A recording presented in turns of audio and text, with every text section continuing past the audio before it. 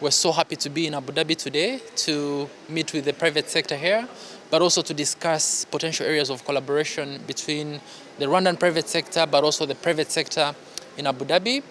During this forum, as you saw, a lot has been discussed, trying to see how do we create synergies around building business partnerships. We want to see how UAE companies can source from Rwanda, either way, Rwandan companies sourcing from Rwanda, for us really to be able to build trade and cooperation between our two countries.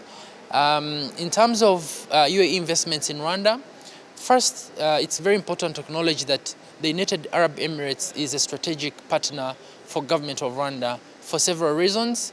One, from a political standpoint, we see that our leaders have laid the foundations to be able really to see how we can promote trade and investments. But secondly, to also create a very conducive environment that allows the private sectors from both countries to do business with each other. As such, we see that there is high interest of UAE companies that are looking to set up in Rwanda, including those that have actually already established their investments in Rwanda. Today we have DP World, Dubai Port World, as you all know.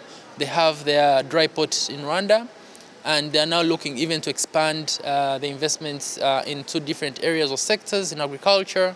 The other areas is also to expand into facilities such as bonded warehouses, as well as transport and logistics. The volume of investments from UAE into Rwanda is estimated at around 150 million US dollars. And the other thing is that we also see our exports to UAE growing significantly. Today, our exports are mainly dominated by mineral resources as well as fresh produce. As the ambassador highlighted earlier, UAE is one of our biggest export markets when it comes to fresh produce such as avocados, passion fruits, as well as French beans. So again, to reiterate on my presentation earlier, there are several opportunities that we think UAE investors can tap into. One, technology and innovation.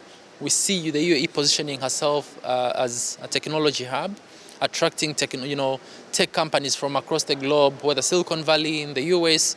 So we really want to leapfrog on that and see how we can attract similar investments into Rwanda because of the environment that we have that has been established for technology companies that are looking to domicile in Africa. Secondly, we're also looking at agriculture as a very key important opportunity. We all know that agriculture is the backbone of our economy. And given the current challenges that we all see in the world, climate change, we see, there's a huge demand for high-value crops.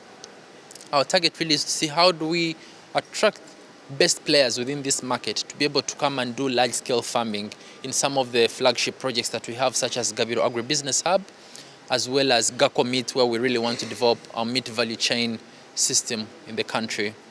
Then other areas is real estate. I think one of the key areas where we see that there's potential for us to leapfrog with the UAE investors is in the real estate market.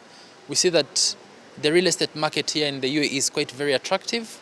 You have quite a diverse number of investors who have made investments in the real estate sector, whether it's for tourism or even for residential and commercial. How do we leverage on that? How do we get the players from the UAE market to come and set up in Rwanda?